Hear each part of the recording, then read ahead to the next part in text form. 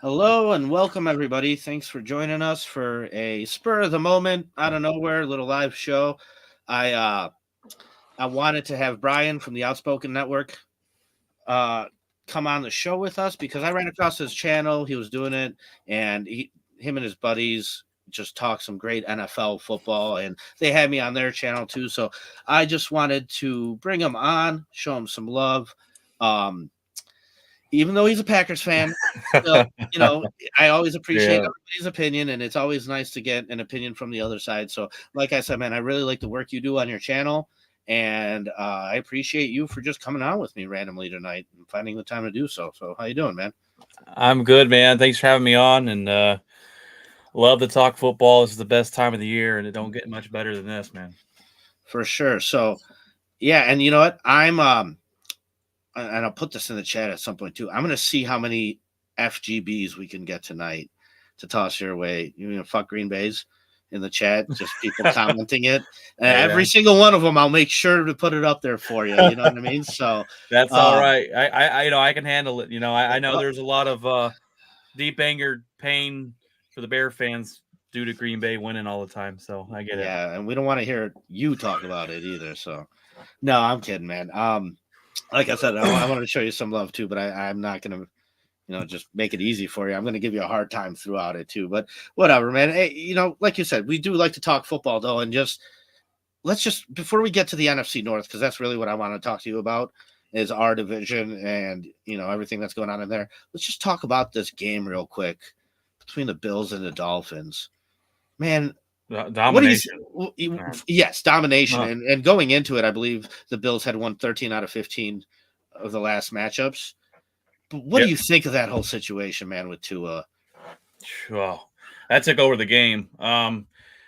Bills dominated. That's not even a talking point. It's to his injury, and I don't. Everyone's calling for him to retire, and it's a scary situation, and we all think it's in the right mind for him to step aside. But I like what Nick Saban said. Nick Saban said today that it should be a medical decision, and if the doctors say, "Hey, Tua, you need to step away from football," then I would 100% agree with him.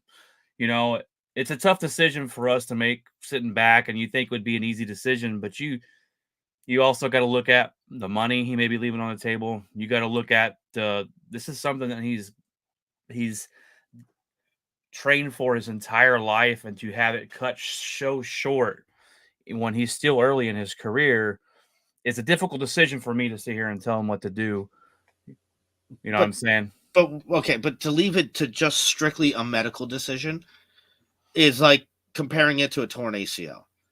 You know what I mean? Or like, or just knee problems in general. Sure, man, we'll shoot it up. We'll numb it up. You could go out there and play. You might have trouble walking when you're fucking 60, right? Yeah. But you could get through it.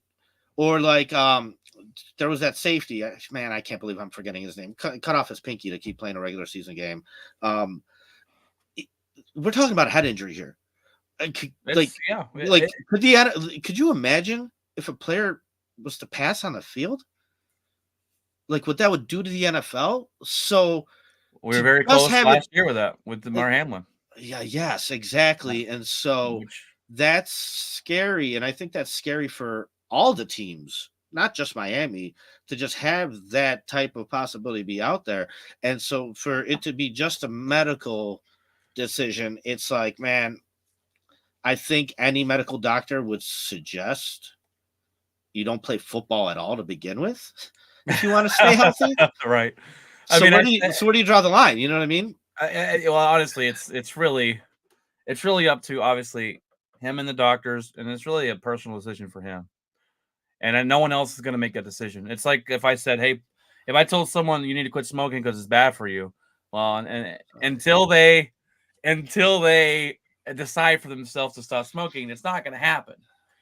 That's right. So we all look at it and go, "Man, you've got to change something." He obviously didn't learn anything. Like this guy's had so many concussions. You think the Bears would have showed him your slip and slide skills out there or so. I saw that in the comment section. It's very funny. Or He would something. benefit. He He would would be, benefit but he from Matt goes. Eberflus being his. No, I'm kidding. He goes in head first, and I'm like, dude, get the first down and slide. But it's not only going in head first. I've said this over and over and over about players. One of the things I hated most about Jay Cutler, I remember like a week 2, week 3, he scrambles out of the pocket. He's one-on-one with the safety. And what does he do? Drop his shoulders. And I'm just like, no, we need you to throw.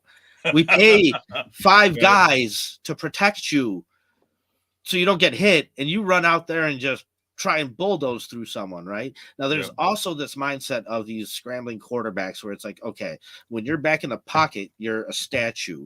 Somebody running into you. Oh, here we go. There's one. There's one, Ryan. We're going to have a tally. Counter over here. Yes. You're a statue in the pocket. So when someone comes and hits you, it's bad. When you're running, like I had a friend who skateboarded, and when he'd fall, he wouldn't fall. He'd roll out of it and pop back up. Whereas, like, if I fall, I'm planting and hurting myself. You know what I mean? So there's a technique to it, too. And when you're in motion, you can kind of carry that motion in different ways when you get hit and pushed and shoved, where it doesn't hit you as much, unless it's a direct head-to-head impact. You know what I mean? But what we're talking about here is situationally different. Yeah, Jay Cutler did it in week 2, week 3. And I said, listen, I get it if it's the playoffs. Okay, Carson Wentz got drafted, and it was week 2 against the Bears. And I remember he scrambled outside, and he was up running up the sideline, and he had a chance. He picked up the first down. He had a chance to just step out. Instead, he cut back in, took a shot from Urlacher, picked up an extra 2 yards, popped right back up because he's 23 years old. But I remember looking at the TV and going, no, this kid's not going to survive like this. I get it, man, but like this isn't how you're going to last in this league. That happened to Jimmy Garoppolo, if I'm not mistaken, with the 49ers. He fought for 2 extra yards and then blew out his ACL. And all for the 2 yards. I'm like, you got to make a business decision sometimes. If you're doing it in the playoffs, all hands off. Do whatever you got to do, man. Right. I hear you. But in early regular season, so we're talking about a situation where you're down 3 touchdowns. You've lost the last 13 out of 15 matchups. You're down 3 touchdowns. Yeah. It's 4th and 4. You've picked up the 4th down. What are you fighting for here? Yeah, you're not going to get in the end zone. And it's very ironic that DeMar Hamlin's the one that hit him too. So that plays in a whole another irony into the thing. And there's been some pretty bad but hilarious memes and everything else like that today. I thought, and it's crazy because I thought the Bills were going to completely fall off this year. I know they have Josh Allen, but you look at the wide receiver core and this team I think they've kind of held on to the team too long, but so far there's 2-0. They came back against Arizona and won. That was a game that Josh Allen put on his back, said, hey, I'm not going to lose this game today. And then they go and they dominate Miami, and they have Miami's number, whatever it may be. Everyone has that team where you play this team and you should beat them, but for some reason they have your number and they look really good. The Bills look really good last night. Tua threw 3 interceptions, which one of them wasn't his fault. They hit him right in the shoulder pad, and the other 2 were terrible. And then he gets injured, and then we're talking about the Bills dominating the game and looking better than I think most people thought this year. We're sitting here talking about Tua in his decision whether he should play football anymore. Yeah, and I was like going through the AFC quarterbacks, right? Like you have Mahomes, you have Lamar, you have, and not in any specific order, okay? I'm just listing them. Mahomes, Lamar, you have Burrow, you have Allen, right? You have Herbert, you have Rodgers, you have CJ Stroud, you have, who else am I missing? There's more. I know there's more. But are they good? Well, like how far before you get to Tua? So what do you do? You're out there dying to be the what? Ninth best QB in the AFC? Yeah, I think Tua. Like Trevor Lawrence. There's another name. I'd take Tua over Trevor Lawrence. Oh, fair, but like we're getting to that. Yeah. Dude, we're almost already like 7-8 in. Like, dude. Yeah, it's not worth it, right? So I don't know what his future holds and whatever, but it's not worth it. And and then just before we get onto the NFC North, because that's what we're here to talk about, but I just want to mention one more thing because you mentioned Josh Allen and the Bills and how they're cooking and whatnot. To me, Stafford is NFC. The Rams are NFC, Johnny. So yeah, but the landscape of the NFL right now is so interesting to me because like you look at the quarterbacks that have Super Bowl rings, right? We're talking about We're talking about Matt Stafford, who was towards the end of his career. Talking Right. about Rodgers, definitely And towards the end of his career. definitely towards We're the end of talking his about career. Russell Wilson, who didn't Who's start week 1, Joe Flacco, who's a backup on the Colts, and Patrick Mahomes with 3 of them. Right? So yeah. for Josh Allen, that's the hurdle, man. I remember that one game where there was 7 drives, both teams scored 7 touchdowns. It got to overtime, and Kansas City won a coin flip, and that's why He's had that bad luck Bills of running lost. into the Mahomes train. Man, it's like we're facing the Michael Jordan of football right now, and that's for every team, including your Green Bay Packers and my Chicago Bears. And so it's interesting because it's like I truly feel the NFC is very weak. Do you think, I got a question for you. Do you think a guy like Herbert, being like the 5th, 6th, 7th best quarterback, arguably, wherever you have him, if he went to the NFC, if you popped him in on San Francisco, do you think that ultimately, like, I mean, not even San Francisco, most teams, like, do you think he's just the best quarterback in the NFC, period? He's top 3, I think, definitely. With Herbert's kind of a weird one because he's got all the talent in the world, but for some reason, there's something missing. Winning games, winning when it counts. I would say 2. I would have to put him behind Dak Prescott in the NFC. That's fair. That's fair. If you're talking Joe Burrow, definitely Joe Burrow, I think, would be the number 1. He looked a little off in week 1, but he usually starts pretty slow. Yeah, if Josh Allen was on an NFC team, he'd be facing Patrick Mahomes in the Super Bowl every year. Yeah, the AFC Championship, right? So, yeah, it's just crazy what the landscape is, but it's definitely quarterback heavy on the AFC side, definitely. And so, you look at the situation in Miami, like, what does Tyreek Hill really do for you now? I always argue that this is so quarterback driven, and it's times like these that prove my point. But then we go to our counterpart in the NFC North, the Minnesota Vikings. And you have a similar situation where it's like Justin Jefferson just got paid, clearly one of the best wide receivers in the league. I'm sitting here going, well, that's great and all. Yeah, number 1 to me too. I'm sitting here going, that's great and all, but without a quarterback, what does it really do for you? And, they seem to do just fine with Sam Darnold. What do you think about the Vikings' performance in week 1? I've got to say, I don't really account for it because they played the Giants. And the Giants are probably going to fight the Panthers for the worst team of football. They don't have a quarterback. They don't really have a defense. I think the team identity is lost altogether. So the Vikings, they do have a quarterback. He's just not good. Yeah, someone's going to get fired for that after the season for re-signing Daniel Jones. Someone's got to lose their job for that. That's just absolutely terrible. The Vikings, look, they came out and it's funny because we don't make the schedules, right? So some people are like, oh, your schedule's easy. Well, I don't make it. We got to show up, but we still got to beat the bad teams. Strength of schedule is the most bullshit thing out there. It changes as the season goes on. Yeah. It's all based off teams last year that are all different. So sure, easy projected schedule may not even be the case, but I hear you. Yeah, people make that argument all the time. Sam Darnold he's a bus driving quarterback. He's not going to go out and throw for 400 yards and completely take over a game and put the game on his back. But I don't think he's going to make those dumb decisions that are going to cost you.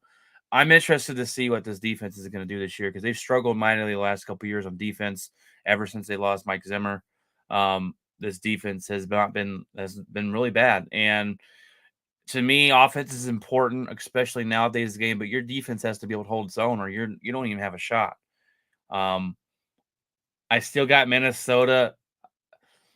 I had Minnesota in the last spot in the division, but I don't know. Are the Bears going to beat better them? Remain there. They better remain there. Are the Bears going to beat them? Are they going to beat them in the standings? That's the question. Well, I mean, will they beat them once this year? I don't know. It's very hard to tell with the Bears, especially after week 1. But and I've told you before, I think if Caleb Williams turns out to be the quarterback that they say he is, the Bears will be a good football team. Did you watch the Bears game at all or no? I did not get to watch it. I did see the highlights.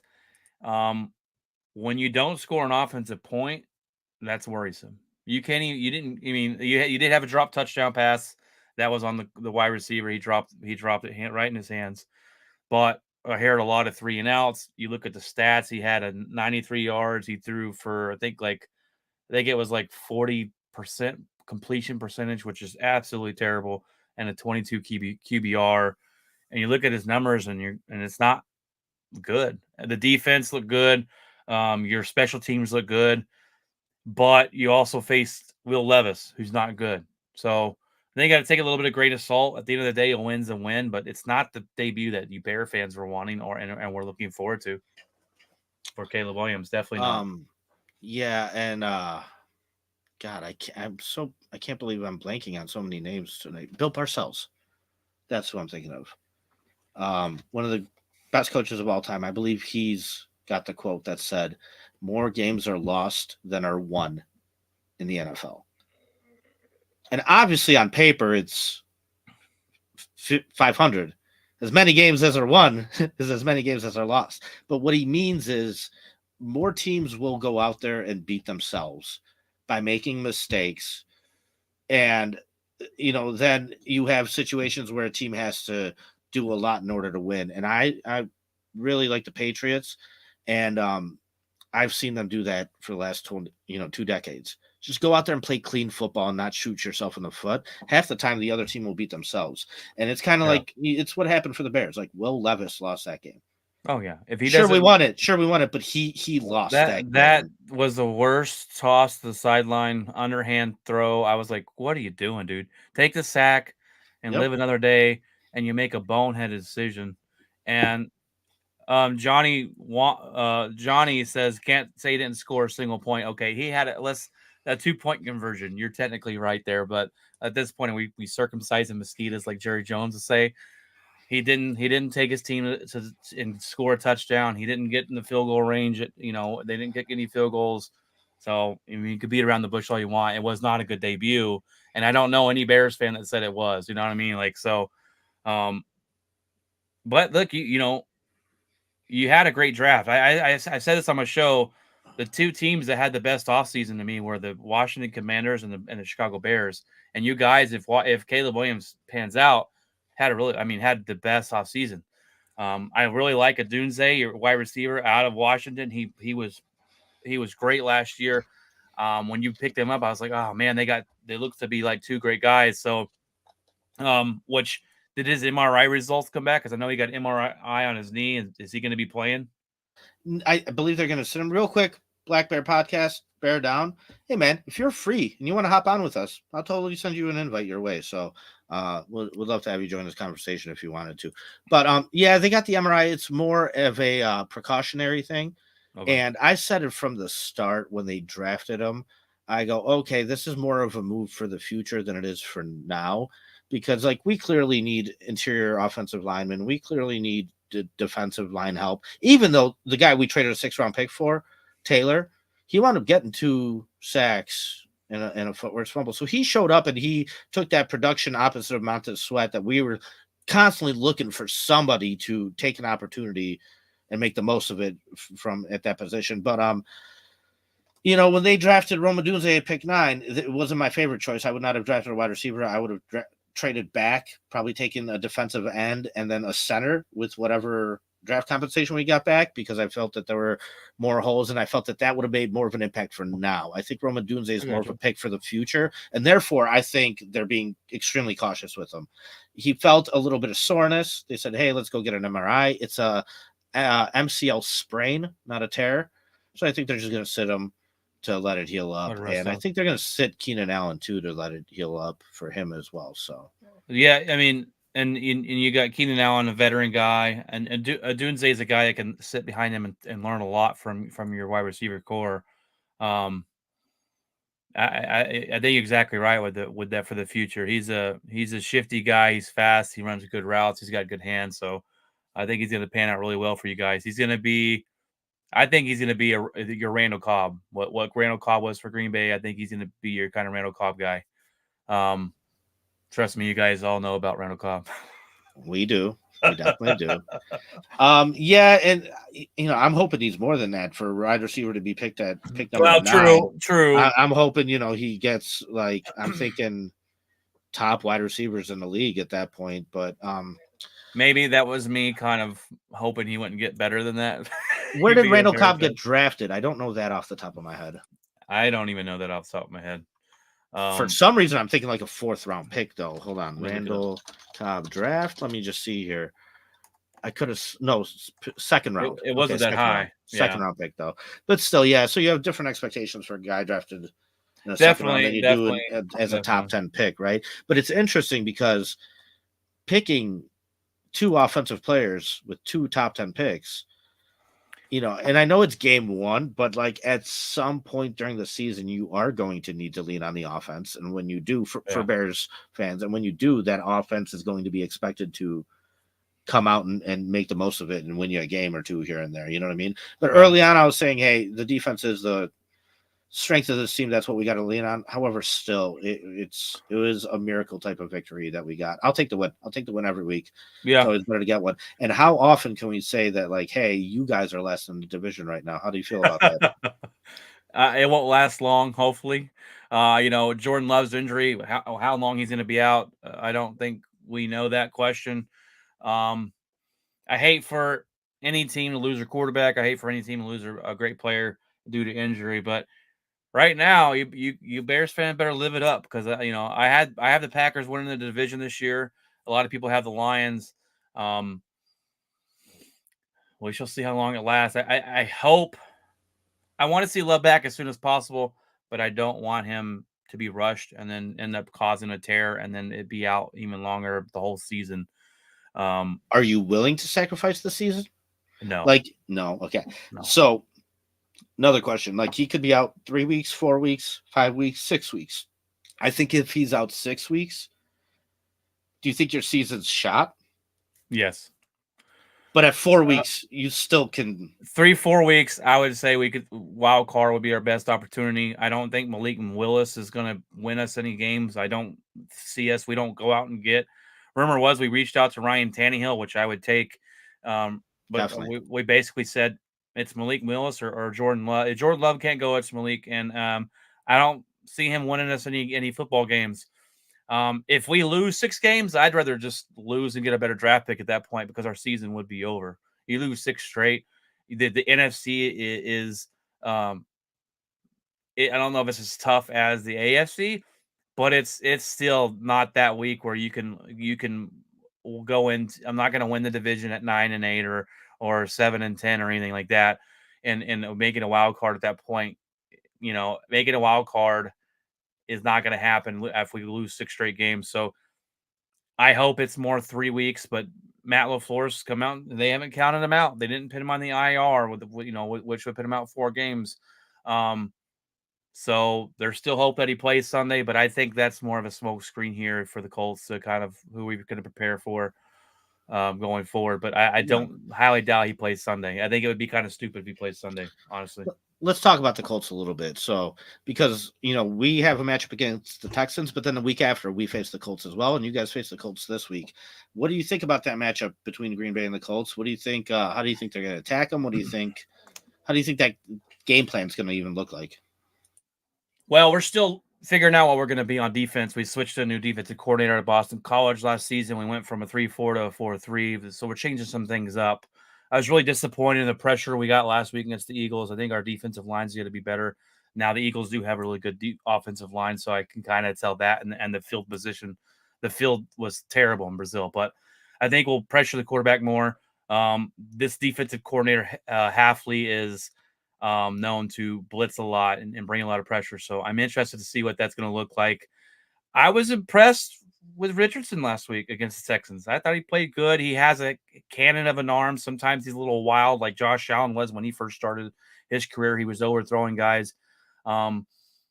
He's a quarterback that's got to be smarter running the football. He ended his season last year and the Colts season last year. I don't think the Colts are a very good football team, though. They're bottom of the pack usually in the NFC. They like to run the ball and play hard-nosed defense, but I don't think their defense is all that great.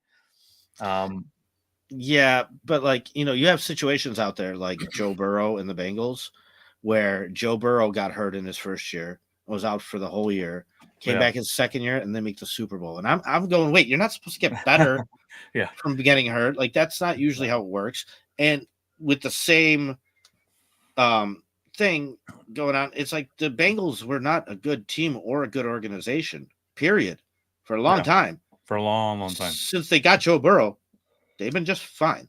Yeah. Right. So like I know there was a That lot of hype on Anthony Richardson early this year, especially for fantasy football. And I'm just like, wait, he's being called a good quarterback. Like, what has he done to nothing. show you that he's a good quarterback? Nothing. But however, he did He have an had impressive he did. first game this year. So You I know, gotta give it to him. Like that, okay, I saw something. But hey man, my thing is the guy's gotta stay healthy. yeah.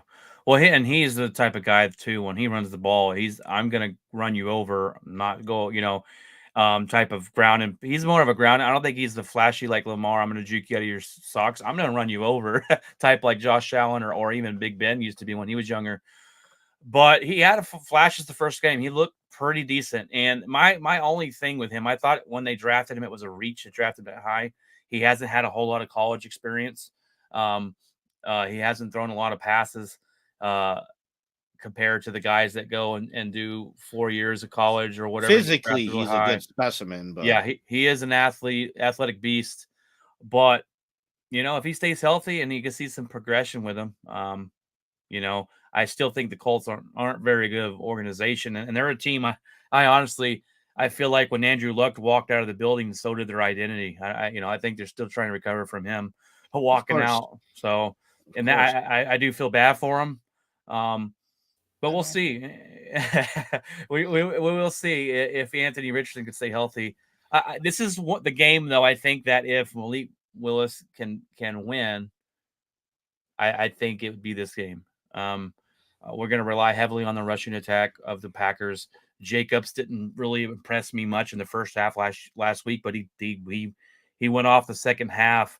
Um, Matt LaFleur is a great coach, one of the best in the league, in my opinion, and I think he's going to game plan his game plan accordingly and change things up for the strengths of Malik Willis, and he's got a strong arm. I mean, if he had a chance, he could have made that. He could have threw it in the end zone last week against the Eagles, but he just took a sack. But I would say this is the game we might win if we win one with Malik, but because I really don't know what the Colts are going to have offensively. Like what's their wide receiver core look like? What are they good on the defensive backfield? Those type of questions. I'm not really familiar with the Colts too much, and where it's the first game in Green Bay, so that helps us out a little bit as well.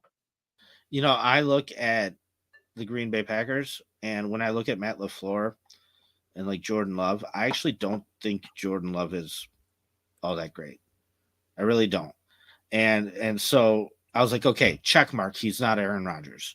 And now he got hurt. I was like, great, check mark. He's not Brett Favre. Like, perfect. You know what I mean? No, but Yeah, I'm just fucking with you. But I truly think that he's more of a product of Matt LaFleur's system than anything else. I don't see him as one of these top guys in the NFL. And I truly believe a lot of his success it should actually be given to Matt LaFleur. And so because of that, I actually think with a better quarterback, you guys could be a lot better.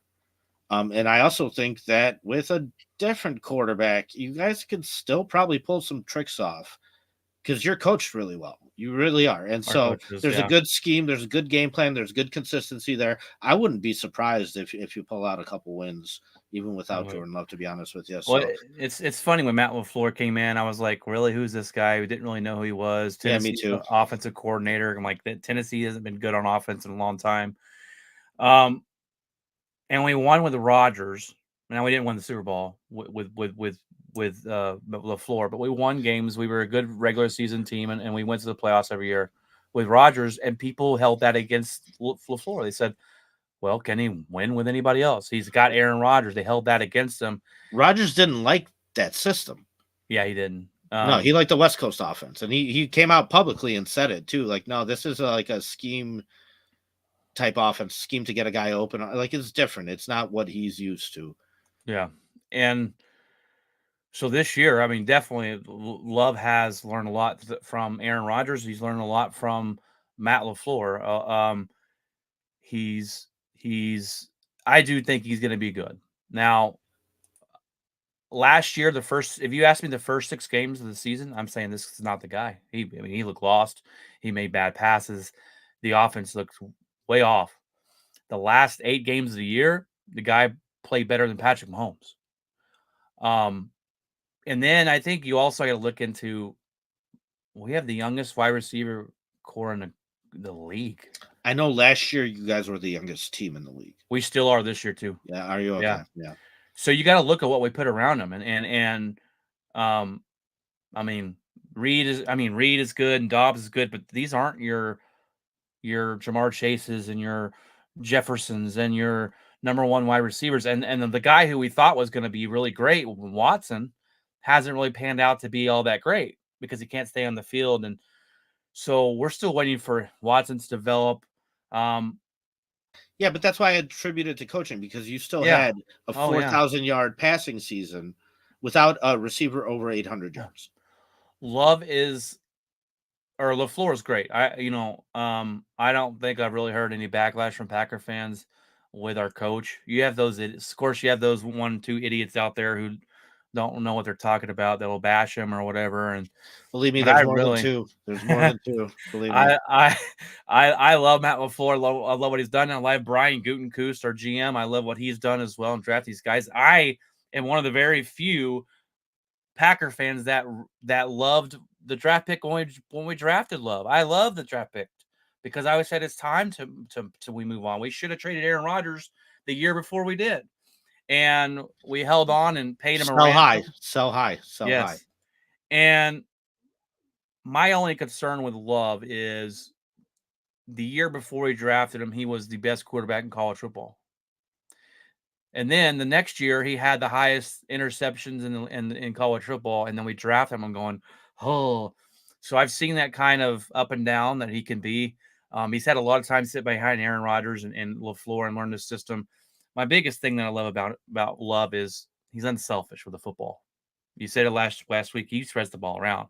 Or last year, he had those yards without having a wide receiver over 1,000 yards. What did Aaron Rodgers do? He forced the ball into Devontae Adams in the playoffs, and it cost us. It cost us playoff games because he refused to throw the ball. If a wide receiver dropped a pass, he's not looking back at him. That guy can't catch the ball. Love will go to that guy the next play. Love is unselfish. Love took the wide receiver group out to practice during the offseason while Aaron Rodgers is in the blindness retreat smoking his whatever over there in Africa. That's the difference. Is this guy's? I think his leadership's way better than Aaron Rodgers. And I think I knew it was underground, but was it in Africa? Really? He was smoking something in Africa the year before over there. And then he went to some darkness retreat. And I don't know. The guy's a weird guy. And I like Aaron Rodgers because he's a great quarterback, but he's kind of a douchebag, honestly. Let's be real. You know, he hasn't spoken to his family for like a decade now. Kind of. Listen, man, I'd take him in his prime. Hands down. Oh, definitely. I mean, I'm able to separate character from football production. See, me too. But at the end of the day, at the end of his career, I was tired of it, man. He comes out and says, the rumors of me wanting $50 million, I don't want $50 million. And then he turns around and signs a $50 million contract. Right. I'm like, you sound like an idiot. You come out and you bash Adam Schefter and you say, lose my number, you moron. You know what you're talking about. And then you turn around and sign the same contract that Adam Schefter was talking. I'm not here to bash Aaron Rodgers. I like the guy when he played for me in his prime, but he did cost us a lot of playoff games. And that's how you know when I'm a real Packers fan, is I can bash my quarterback. But I like Love. I like his unselfishness. We're going to see. I'm not here going, I asked my buddy. I got a buddy I met online just on Packer page. We talk a lot of football. He's like, Jordan Love's the guy. He's here. He's going to be great. And I'm going, I've seen the flashes of great. I got to see it one more year. I need to see that one more year. I need to see it through a whole season before I say he's going to be great. My buddy Ryan says, he goes, he's not going to be Aaron Rodgers. He's not going to be Brett Favre. And I go, I'm not asking him to be, because that's a high ask. but I think he'd be somewhere in between. Yeah. And real quick, if that's how you judge fandom, by the way, we've bashed like 30, 40 quarterbacks here. so that if that you should have a Yeah. lot of respect for us because Well, you get some homers out there that are like, you can Aaron Rodgers does no wrong, and this team has cost him the Super Bowl. No, Aaron well, Rodgers, if you watch the games, you watch him miss a wide open Lazard across the middle, and he throws into triple team coverage Devontae Adams against the 49ers, and we ended up losing the game. There's a lot of those dude, type things, and I guess I am one that makes the argument that's like I think he won you guys one despite situation. I think you deserved more with that type of talent at quarterback. yeah. And I think the organization failed, in a sense, to achieve more Super Bowls. The Oh, ultimate goal. Like, it's not like you guys didn't have success. You had plenty of success. yeah, yeah, But the ultimate goal was only achieved once, and it was with who? Mike McCarthy as the head coach, Joe Philbin as the offensive yeah. coordinator, Rodgers as the most sacked quarterback that year. We took So he did it, in my opinion, he did it all on his shoulders. And like, unless you surround him with everything else being perfect, you're not gonna get multiple. You know what I mean? So I agree with you. I will agree with that 100% at the beginning of his career. At the beginning of his career, he did overcome some flaws. You look at his playoff losses, we scored 30, the defense gave up 35. And I'm like, okay, well, if your defense gave up 35 points, then we're not going to win. We went in there as a wild card team. We ran through the playoffs. We won the Super Bowl against the Steelers here in Dallas. And we won despite Coach McCarthy. And Coach McCarthy is not a good football coach. But at the back end of his career, I believe his selfishness cost him and us some Super Bowls. no, and that's fair. That's fair. Yeah, I mean, we as Bears fans, we're more focused on just making the playoffs. So Yeah. it's kind of hard to judge where you fall off from making the playoffs to making that last dance. But yeah, let's focus in on the Bears a little bit more. I want to get your Too opinion. much Packer talk.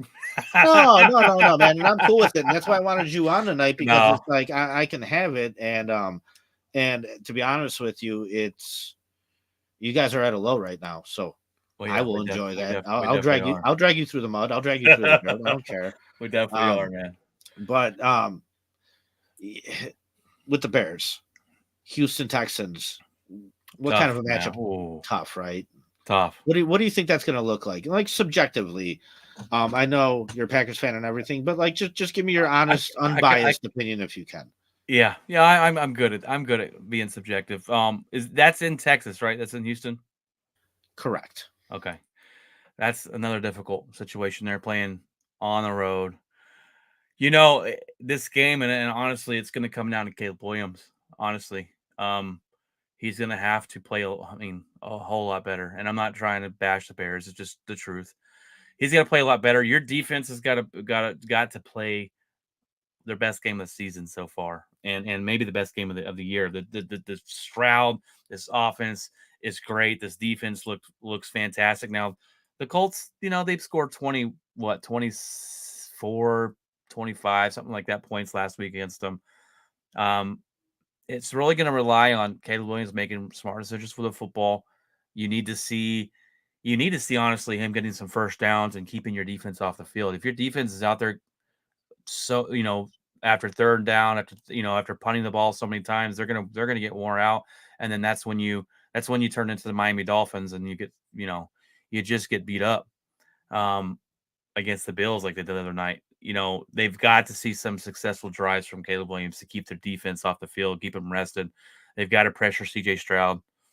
And your special teams. It'd be great to get, for the Bears to come out on special teams again and get a block punt. And any way you can, I think you're looking for any way you can score points at this point. Yeah, it's weird because I think we as fans here thought we were past that style of football, and to just open up week one and have it just be that same Yeah.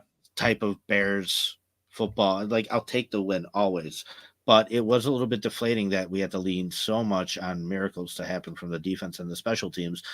I thought the defense did a good job keeping the game close and then came through at the end to Yeah. really win it. And I thought the special teams actually did a good job overall, except for Velas Jones muffing a punt. I want that guy gone off our team. I Muffin don't a see why punt we're is unacceptable. well, yeah, and this is multiple times now, and there's not been anything productive on the positive end to justify even Right. risking it again.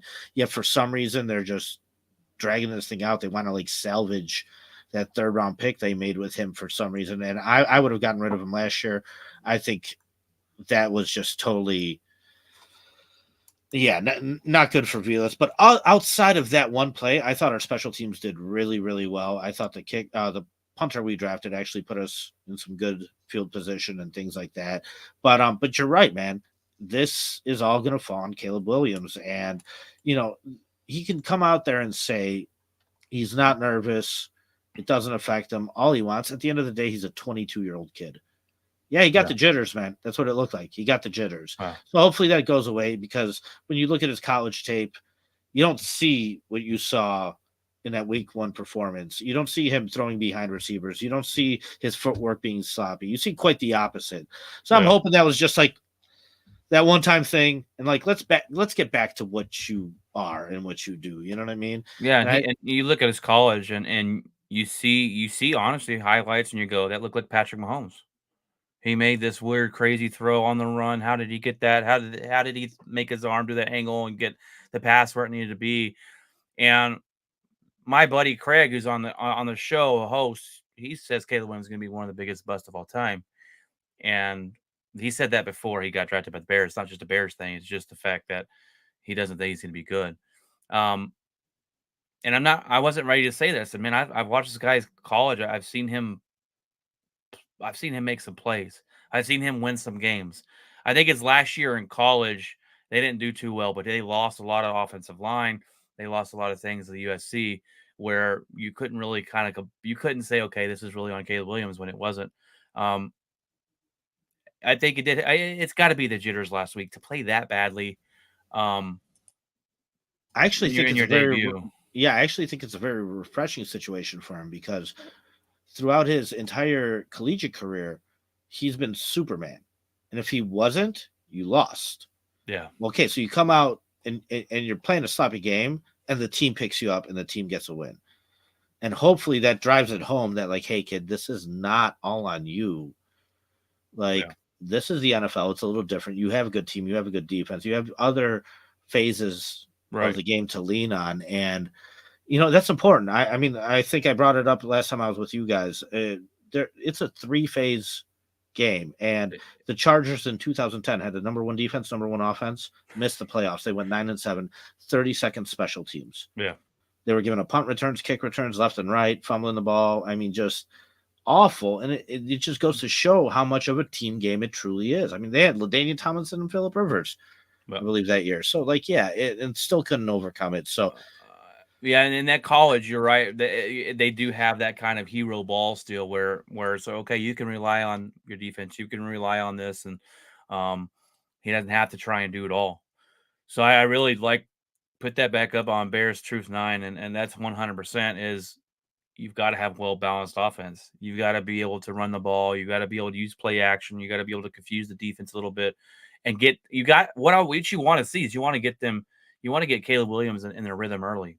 You want to call some plays that's going to get easy passes to say, okay, I can do this. This is success. This is we're moving the ball up and down the field. You don't need a 3 and out and punt the ball and go, oh my God, here we go again.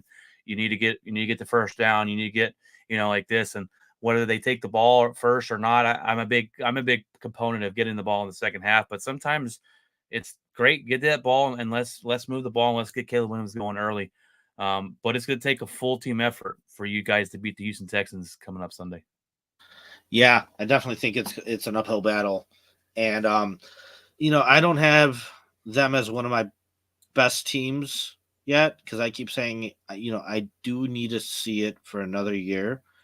At the same time, I expect to see it for Yeah, another year. You know what I mean? Like I do yeah, need it to play out for me, but I do think it's going to. I I don't agree. see And you CJ had Stroud taking a you step back. So Yeah, and you had him on number 6 as an honorable mention in the top 5 on our show, the power rankings. I believe you did. No, I No, had the Jets.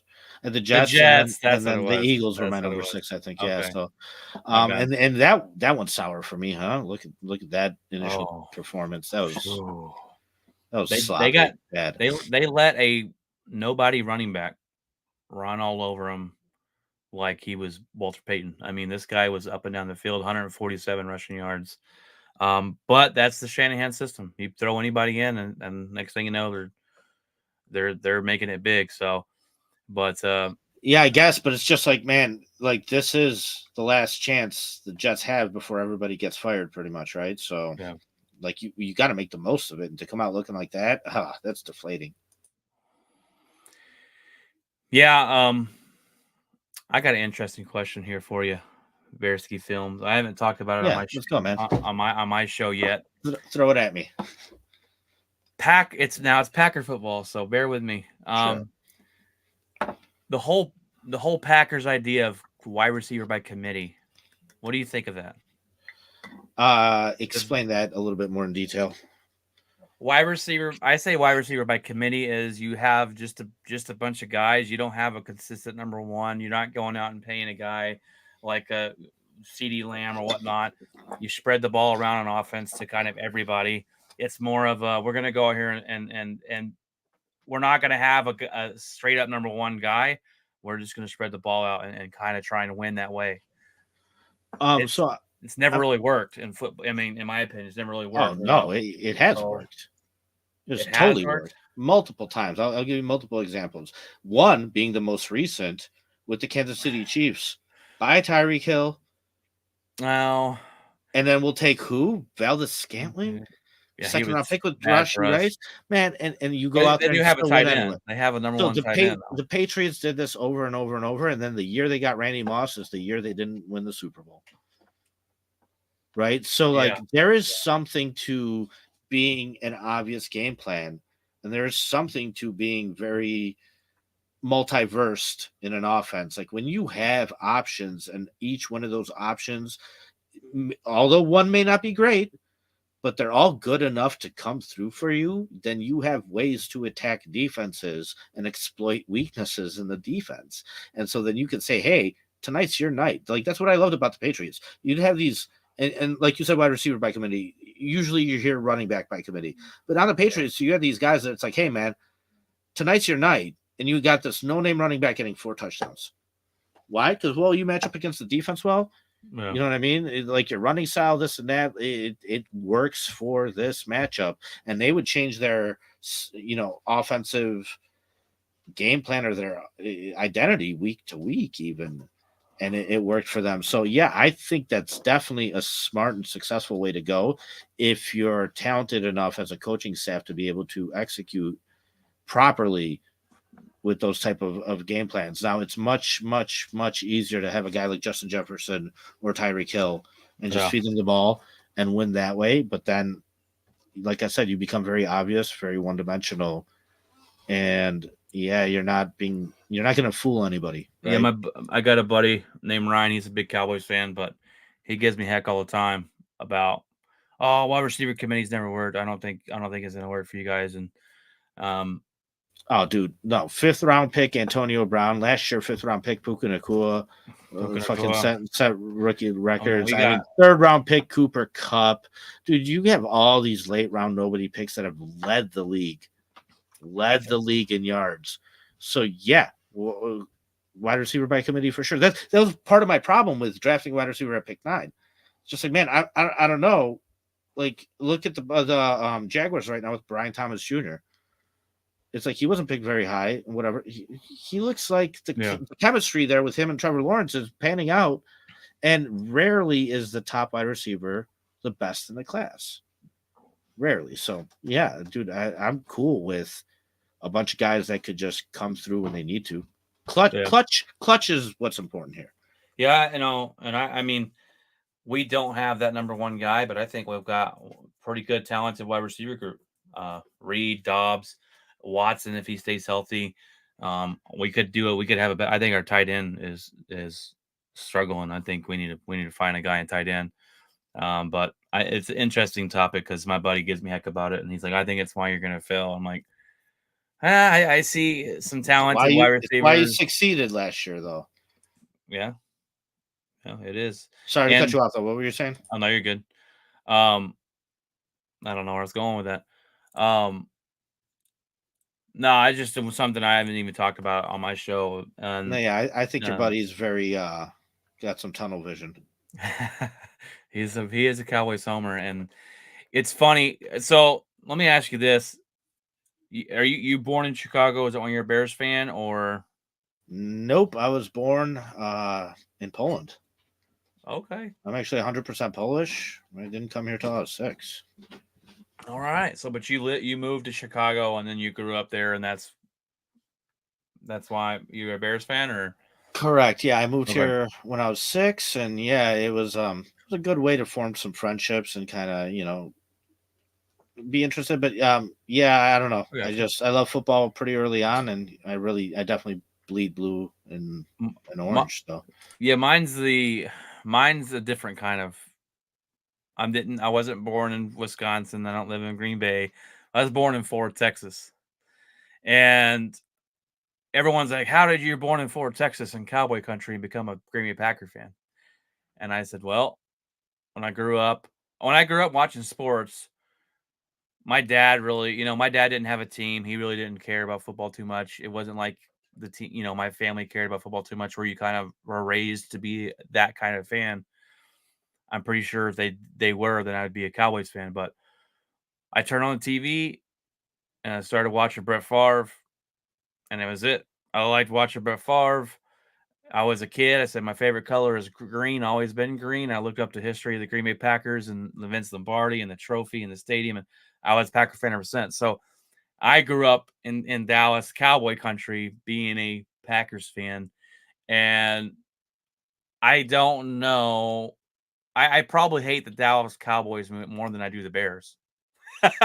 Just because growing up with their fans, how annoying they are, how we're gonna win it this I've year. I'm like, I've "You're Dallas has wait, always been one of my most oh hated teams. yes. And Wait, it's always because I just thought that they were willing to hire anybody and everybody, thug, no thug, whatever. Just they had no morals as a team in a way. And yeah, it's kind of funny, man. My wife's brother lived in Wisconsin, Lake Geneva. We went up there to visit them, and we were walking around Lake Geneva. And she asked me, she's like, "You can see us living up here?" And I look, and there's a green and yellow fire hydrant. And I'm like, no, can't "Nope, do it. nope." My favorite color quickly became blue. Okay, Right. but no, but I'm just kidding. I got another story for you that I always remembered.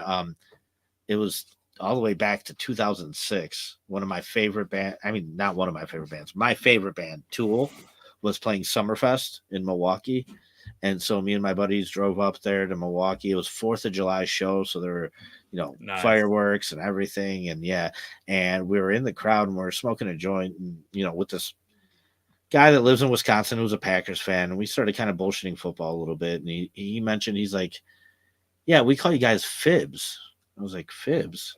Phipps. So you've never heard that?" Never heard that. He's like, "Oh, okay, yeah." He's like, "Yeah, that's what Wisconsin people, like Wisconsiners, know you guys as his fibs." He's like, "You know what that is?" And I was like, "No, what?" He's like, "Fucking Illinois bastards." And then he takes a hit and he Wow. passes it to me, and he's like, "You guys got any nicknames for us?" And I was like, "Yeah, cock loving faggots." Dude, I laid it on him, and he, like, the look he gave me was just like, "Yeah, dude, like, no, I'm not Damn, about to take Phipps. that from you." That's Yeah, funny. right. So yeah, I never forgot that. But dude, for me growing up, it wasn't like, I mean, yeah, in 2006, that was the year I graduated high school. Me too. So okay, so we're the same age. Yeah. We're exactly the same Nice. age. So for me, it's like I probably didn't really start watching football till like 2002, 2003, but I was always, um, like I said, I always had Bears gear just from being here. We were Yeah. immigrants, so it was probably on clearance, on sale. So my grandma was always buying me Bears stuff, probably because it was cheap and whatnot too. And so Hey, I that's don't know, that man. But when I started paying attention to football, one of my best friends too. His dad has had season tickets since the '60s, and I've been lucky enough to go to a bunch of games. I mean, a lot of games thanks Oh, to that's them, awesome. and experience it live and learn the etiquette tied to it. We don't leave till the last second of the games and things like that, and just so truly develop a love for the Bears and a love for the sport. I don't even really watch any other sports. I pay attention here and there a little bit, but no, football's my thing. You're not. That's It's what I not a love. religious. It's not a religious league type thing. Yeah, yeah. Me and my co-host David, when we worked together 15 years ago, we used to love 2K5, NFL Mhm. 2K5 for PS2. It was just such a badass game. Yeah. And I remember we would sit there, after work, night after night, just reconstructing the entire current NFL roster. And like just setting ratings for every single player down to linemen on every team and this and that. So like at one point we were like Nice. so honed in and whatever. And yeah, I've just always loved the sport, always loved the game.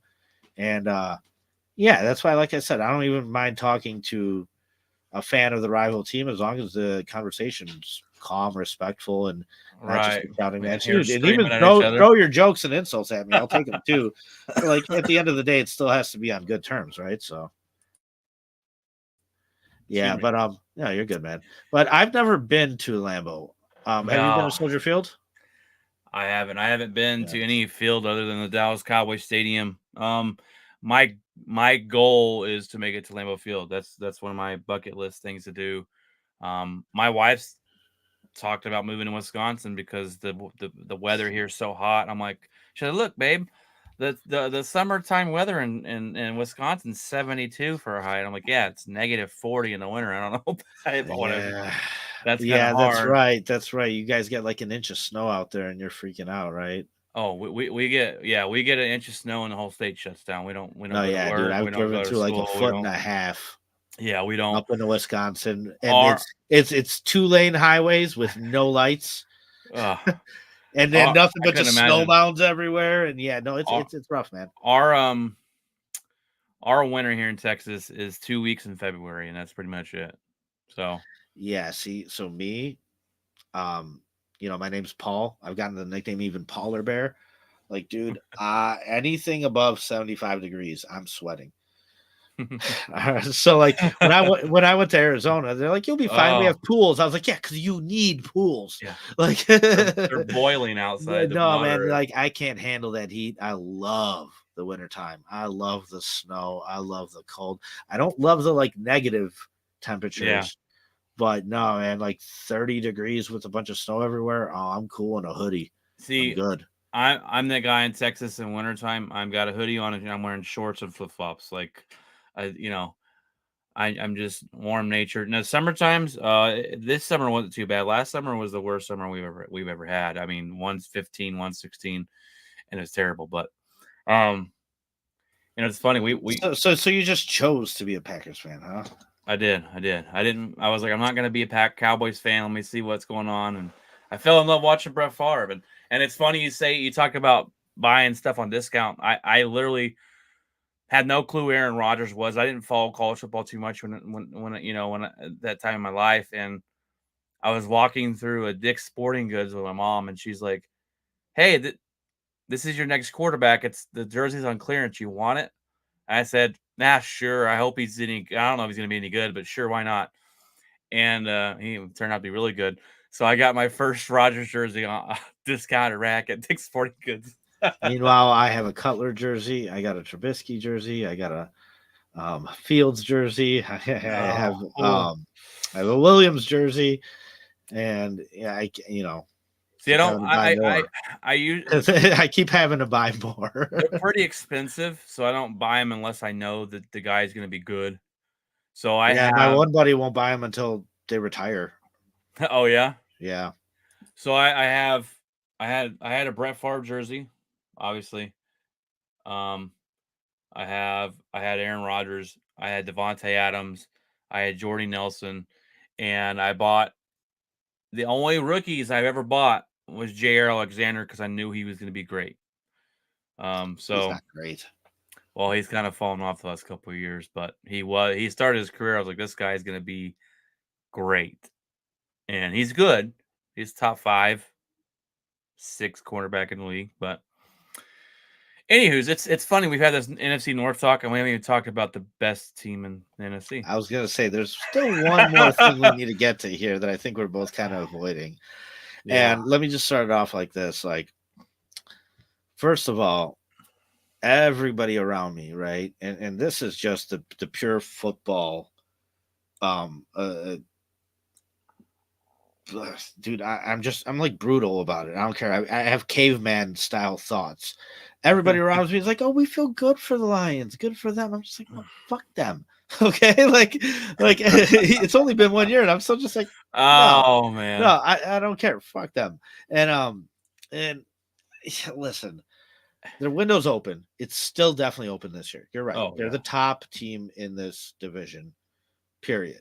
However, it's because Ben Johnson decided to stick around. I truly believe that it really mimics like the Kyle Shanahan situation in Atlanta when Atlanta went to the Super Bowl and was up 28-3 against the Patriots. Yeah. And then Kyle Shanahan left, went to the 49ers. 49ers have success. Meanwhile, the Falcons dwindle away. Fell apart. I feel the same thing's going to happen in Detroit. The second Ben Johnson goes somewhere else, I feel that's where the source of success is. Whereas Dan Campbell, he's such a rah guy, and that's great and all, It but doesn't work. but it doesn't work when you're losing, Yeah. right? Like 30-something-year-old guys that are here to fucking either win or whatever. Like they don't want to. Dude, we went through it with Club Dub and Matt Nagy.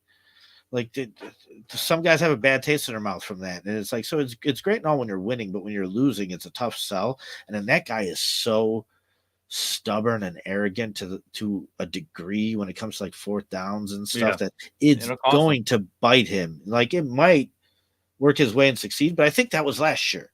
Now I think it's more likely to wind up biting him in the ass long term. And so I think their window's open. I think for one more year though. I think the second Ben Johnson leaves next year, I think they do fall off a bit. I don't know. What do you think? Yeah, I really like Ben Johnson, and when he decided to stay, I was a little disappointed. I like Dan Campbell, excuse me, but I don't think he has the schemes and all that kind of things as to put a success on the field. I think it's all Ben Johnson, especially on the offensive side of the ball. But this team is a well balanced team. They run the ball well. They have a good offensive line. They're Jared Goff's playing the best quarterback he's played in the last 2 years. And when I saw them with the Rams game, it was a really good game. They played great in all aspects of the special teams. They played great defensively. They were rushing the quarterback and getting after Stafford, and they had an interception in the end zone. And they were well balanced. They ran the ball well. They play action, all that stuff. So they look really good. Yeah, it's cute. It really is. I did. Now I No, did. I'm I will kidding. I'm say kidding. No, you're right. And like one of the things I liked about them last year is they won games in many different ways. yes. They found many different ways, and I think that's their strength of the team. It's not reliant all on the quarterback or the running back. It's relying on this team. And I don't know about you, but I really like St. Brown. He's a absolute beast of a wide receiver. He'll go across the middle and take hits. He does it all for that team.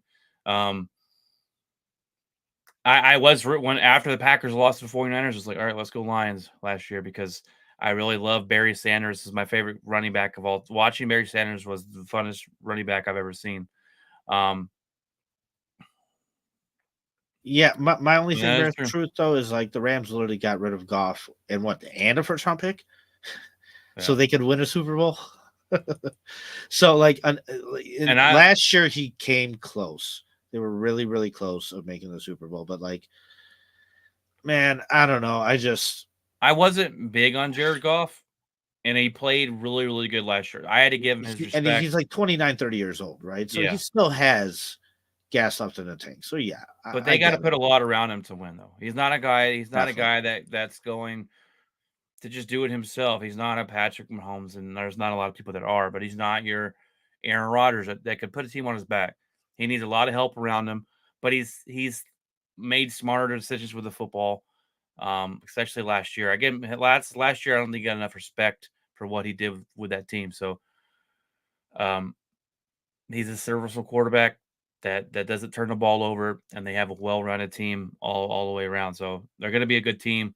I hope they fall off when you say I think they may be around a little bit longer than that, but time will Maybe, tell. but like like I mentioned before, when you look at the guys out there who have Super Bowl rings, it's really Patrick Mahomes sitting Yeah. on a throne with 3 of them, and to beat him, you're going to need to gamble in many ways. And what that's going to do is it's going to shorten the lifespan, shorten your window of opportunity. The Rams are a great example. They went all in with their chips and they Yeah. won. They Yeah. got one. And that's all that matters Yep. because it's such a hard rebuild after that when things fall off and players retire, you got to pay contracts or this. And like it's tough. It might be one of the toughest positions for a GM to be in after you win a Super Bowl. Like it gets rough. Everybody wants to get paid. It's Right. hard. Well, However, they looked at trades. Sorry to interrupt, but they no, looked at no, trade go ahead. Stafford in the offseason. No one Yeah, wanted it, and he still looked to me to have quite a bit left in the tank. yeah, he does, but it's just it's not. Can he do it for 17 games plus Right. what 3 more in the playoffs, like 20 games straight? Probably can't survive it at this point. Like so, it's interesting because when I look at what these teams have to do, even the Lions, you do have to like. That's why I understand. I get. I call Dan Campbell stubborn, but that's why you do have to gamble. That's why you do have to go on fourth downs. That's why you do have to get an upper edge whenever you can and things like that. And if it's not with trades and with talent, I mean, dude, I wouldn't be surprised if they have a winning record and they're still making moves before the trade deadline to add more because you're going to need to really push the chips all in at some point in order to, yeah, beat Patrick Mahomes in the Super Bowl. Like it's a tough run, man. And you know what's funny, and I love it. I love it. Is the Lions thought, "Oh man, we're about to take this NFC North for a long time," and I'm like, "Not so fast. Green Bay's still going to be around, and if Love didn't get hurt this year, then I think we fight for that division." But um, it's gonna be Yeah. the NFC North could get really good, like pretty soon. If Caleb Williams turns out to be a good quarterback for you guys, if Jordan Love stays healthy, and you got the Lions, and these 3 teams turn out to be really good, then you're talking about one of the best divisions in football. So Yeah, definitely. I think going into the season, you looked at the AFC North and then the NFC North yeah, as the top 2 divisions. So for sure. But then JJ McCarthy gets hurt. And like I said, but the Vikings didn't seem to skip a beat from that. We'll see if it hurts them in the long run or not. But still, do we've you matched up against them well. Like for us Bears fans, we even have played the Lions very well in the last couple of years. Um, divisional game? it's always been It's you for that. guys that are our obstacles. So like, Yeah. uh, you know, whichever way it happens, I'm sorry he got hurt. I mean, sorry, not sorry. Like I told you, I'm kind of an asshole. So whatever. But like whether he sucks naturally, whether he's just hurt and can't play or whatever, we need you guys to suffer for us to benefit and have that opportunity available for us. But at the same time, we need our guys to play well. Like, so Yeah. you're right. Like it does fall on Caleb's shoulders. This kid's got to step it up. He's got to have a great game, great outing. He's got to, let those jitters go and show what everybody saw in college. And like, I have this Houston matchup as a loss for us, Yeah. but like I said, our weakness is really interior offensive line. Their strength is more at the edges. So if our tackles can play well, they can hold those guys in check. And, it's any given Sunday, and it's Yeah. still early on in the season. I totally see a scenario where the Bears do something different finally. We don't just talk change, we actually do change. And we show up on a Sunday night game and play some damn good football. So I don't know. I'm hoping for that. Like I said, I still have a loss, but I don't see that being an impossible scenario to play out. You know, if you watch football at all every year, you know that you've got to pencil in those surprise wins every week. When I'm predicting my games and I go, wow, that was too easy, I need to go back and look at something because there's always some upsets every week. There's at least one or two. Um, Yeah, and with that being said, the first time I went through the schedule, I wound up at 11 wins, and I was like, no, no, no, no. yeah, Let me go back yeah, again. That's too much, too easy. yeah, Like which games here are going to be the ones that you should have came away with, but you didn't, or whatever. And there's always those games for sure. And when it's not an easy league by any means. It's definitely not. And like I said, we talked about the schedule earlier. I just got to show up and play my schedule. Um, I don't get to pick them. So, you know, I give the Cowboy fans crap because they got 2 easy wins every year when they play the Giants and the Commanders. And so they usually got 4 easy wins right there. But um, Well, they could turn around and tell you that you played the Bears, yeah, that right? is So I true. mean, That is in true. fact, I mean, you've gotten 2 wins against us for a while now. Yeah. You know, yeah, it's any given Sunday. Um do I think the Bears are going to beat Houston? I don't. I have them losing that game as well. Do I think there's a path where the Bears can win? Yeah, and I think it leads to getting Caleb Williams comfortable early and him you need to win the time of possession definitely. You need to have your defense rested to face this offensive juggernaut of the Houston Texans. But um but yeah, I think definitely Houston wins on Sunday. Fair enough. And I Yeah, don't man. think Caleb Williams could look any worse. So there's your positive. Yeah, I guess. But even that, I don't know. I always thought the floor was higher. But like I said, week one, you can make excuses. You could look past it. For me, it always takes about 2, 3 years to truly get an idea of what a quarterback is. And man, I know we've been on over an hour. I don't want to keep you much longer. But Oh, no worries, man, man. No fuck, worries. man. I'm all for talking football for the. Yeah, I did have one more thing to say, but I forgot what it was. Damn it. I do like what Bear Truth 9 said. The thing the Packers got is a proven system of success at drafting. And yeah, Brian Gutekunst has done a fantastic job of drafting and putting and getting value with the drafts and guys were in lower spots and then having the floor coach him up. I My biggest concern, if you had to ask me, my biggest concern for Green Bay this year is our offensive line, and we've always drafted well and had really good offensive linemen, and we've had guys that just step in and just play good, and you're like, wow, okay, this is awesome. But this year, my biggest concern for Green Bay is the offensive line, and they struggled to keep Love um, against the Eagles. Now, I do know the Eagles have a great defensive line, and the field was sloppy, but my concerns are I'm not really too strong on our offensive line, so I'm hoping they prove me wrong this season. Um, Paul, if I had to ask you, what's your biggest concern for your team, the Bears, this season? What would that be? What's your biggest weakness? Um, Coaching. That's my biggest concern. I don't know if it's our biggest weakness. Like, weakness on the field is truly interior offensive line, center position primarily. However, my biggest concern is coaching. I haven't seen this coaching staff prove anything yet. We replaced an offensive and defensive coordinator. As much hype as there is for those guys being good, okay, that's great and all. Anybody could have had them, right? So, like, we, I don't know. I'm still struggling with that. However, coming out in week one and getting the win was super important because you could not repeat the same type of 0-4 performance you did last year and expect to keep your job.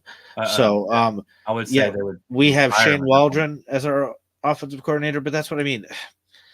I look, I believe that they will stick around and prove it. And part of that is I don't want the situation where we draft a quarterback and 1 year later we're replacing the coaching staff again. But Mm-hmm.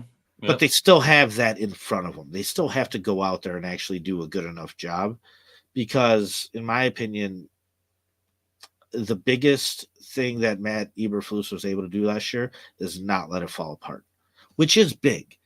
He did keep it glued together, and as bad of a start as they got, they still didn't give up on the season. I remember after the Lions collapse, 4 interceptions, and we still lose. I said this defense is not going to play as hard again as it did in that week. Well, next week against Minnesota, they got 4 more turnovers. So it's like, okay, I was wrong. They came and they showed up and they're still fired up and whatever, and that speaks volumes on the Yeah. coach. But but man, like, I still don't know the identity of this team. and that falls on the coordinator. And I still, like I said, I feel like it's a very prove it year for Matt Eberflus. So yeah, that's my biggest concern. What Yeah, about not yours for the Bears and for the Packers? Why don't you give me both? okay. Well, the Packers, I said, was their offensive line. I think that I'm that sorry, was my bad. You're right. no, you're good. I think that is worrisome for me. But as far as the Bears go, you've always played good defensive ball. I would have to agree with you on your head coach. I'm not a big. I'm surprised he kept his job last year. I'm not a big Eberflus fan. Um, you do have you don't want to see you draft a quarterback and then fire your head coach the next season. Then it's that quarterback. You know, is he learning a whole new offense, or do you just promote your offensive coordinator? Is he good enough? You look at Baker Mayfield. Baker Mayfield until this last year never had the same offensive coordinator. 5 teams, Yeah, he's 5 teams. never. Yeah, he's never had the same offensive coordinator. This year was the first year he did, and he looked pretty good week one, and that does matter. That matters if you're changing that offense every time. But I don't like Eberflus. I don't when you hire him. I don't know what they saw in him. I don't think it was. I think he's probably the weakest coach in the NFC North. Um, out of the other guys. So I could see them making a change this year. You know, and I think it's going to bolt all on your star quarterback. If Caleb Williams fit with him. Um, It's why it's all on Caleb's shoulders for sure. yeah, He and could save a lot of jobs or cost a lot of oh jobs. yeah, if he goes in front of us and say I can't work with this guy, and the guy's gone. Period. No discussion. We just spent a first round draft pick and pay this guy lots of money.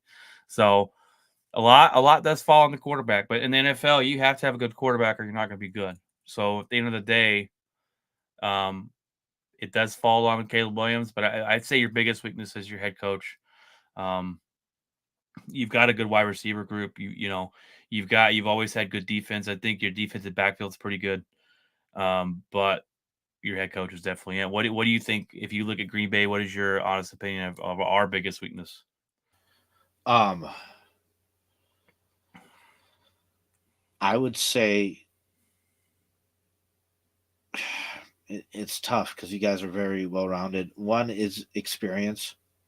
You guys are very young, but you did get some experience last year by going to the playoffs and still winning a playoff game. So I think that does a lot. Two, I think you're going to be held back by your quarterback. I think at the end of the day, average and good enough will only get you so far, which is kind of how I feel about the Lions. At the same time, too, it's like, man, in that biggest moment, dude, like we mentioned at the start of the show, Josh Allen, Patrick Mahomes, 7 drives, touchdown each drive for both teams, came down to a coin flip, and they lost. Yeah, yeah, Right? So you could even still match that guy and still come down to a 50-50 shot of losing that damn game because he might just get the ball in overtime. So, I think for every team in the NFL right now, it's huge. And that's why I think you do need a team with a defensive spike to perform really well. You know what I mean? And yeah. you guys are well rounded. I don't know, but yeah, I think it's like fool's gold in a way too. Like I think you're just gonna figure out that kind of like the Rams did with Goff. Like at some point, if we just get a much better quarterback in here, we can make this look a lot better. I think you guys are kind of like a mini version of that early on right now. Um, and so, not to insult it, I mean, it's still better than the situation we have going on, but that is my honest opinion of kind of what's going on in Green Bay. And it's interesting to me because I could be totally wrong. I don't know.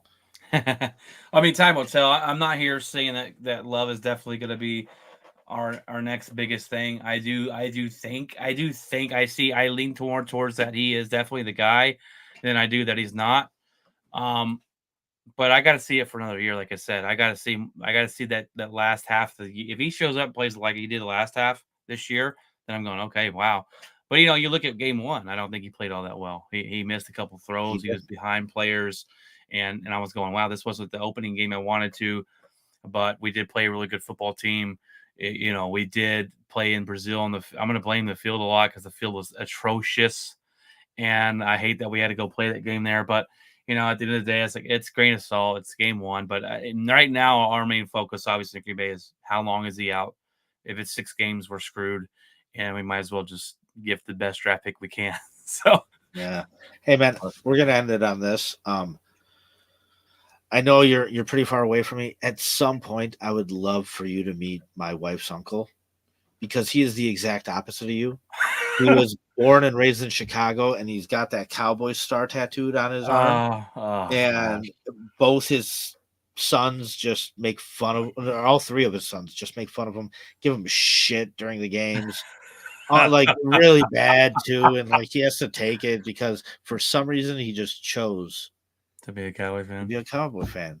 I don't know why you would He's as you would crazy as choose you a are. Yeah, I love So it though because I get to walk around here knowing that my team beats them every year in the playoffs. So it's I can hold my head up a little high and I feel a little bit better about it than him being the Cowboys fan. So yeah, well, but you keep holding your head up high because pretty soon we'll be hopefully looking at the ground. At least that's what we're all hoping for. Brian, man, thank you so much, dude. excuse me. You're good, man. Thank Of you so much for fucking joining me tonight, staying on. Like I said, I course, could man. talk football all night, but Yeah. we are going on hour 20, and dude, I'm sure we'll see. I'll still even chat a little bit after the show and text and whatever I'll and this shoot and the that. But text. yeah, dude, I love football in general. Like I said, I'm always willing to have a conversation about the division in general, about your team, about my team, about the other teams in our division, or about NFL in general too. So for everybody out there, Outspoken Network, um, the Sportscast, it's a good time with you guys, and that link is definitely down below in the details. I should have said that really early on, but yeah, hopefully you get some people No to worries. go and check you out, and you guys do good content. So Oh, I appreciate it, man. Thanks for having me on tonight, and I'm sure I'll be on again, and you can be on my show again. And score well, predictions. Damn it, definitely Bear Truth wants it. score predictions. Oh, Truth, I have it losing, so I have it as like a 27-17 loss. I'm gonna I go hope I'm wrong. I with really do. 31-21 Bears lose. Okay, well, there you go. There's your score predictions. Thank you guys so much for joining us tonight. Appreciate everybody. Once again, go check out Brian and his guys for general NFL talk and whatnot. And yeah, man, Sunday can't come fast enough for every one of us. I So feel you. bear down. Appreciate y'all. Bye.